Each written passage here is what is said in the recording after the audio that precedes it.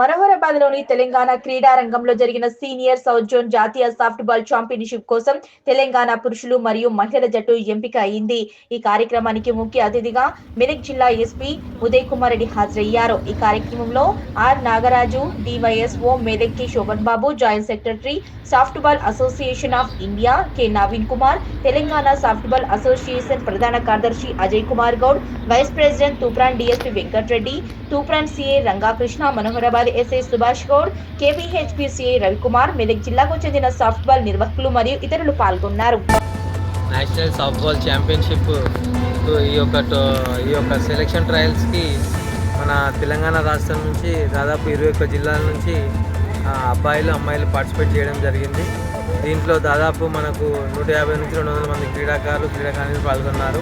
ఈ యొక్క టోర్నమెంట్లో మంచి ప్రతిభ చూపించిన వారికి నెక్స్ట్ ఈ మంత్ 9th to 11th మన పాండిచ్చేరిలో సీనియర్ సౌత్ జోన్ జరగబోతుంది. దాంట్లో ఈ యొక్క టీంని పార్టిసిపేట్ చేయించడం జరుగుతుంది. ఈ యొక్క టోర్నమెంట్ ఈ యొక్క సెలక్షన్ ట్రయల్స్కి మన తెలంగాణ స్పోర్ట్స్ సొసైటీ తరఫున డివైఎస్ఓ నాగరాజు గారు, అదేవిధంగా మన తెలంగాణ ఒలింపిక్ అసోసియేషన్ తరఫున మన ప్రదీప్ గారు, వీళ్ళిద్దరూ పార్టిసిపేట్ చేయడం జరిగింది.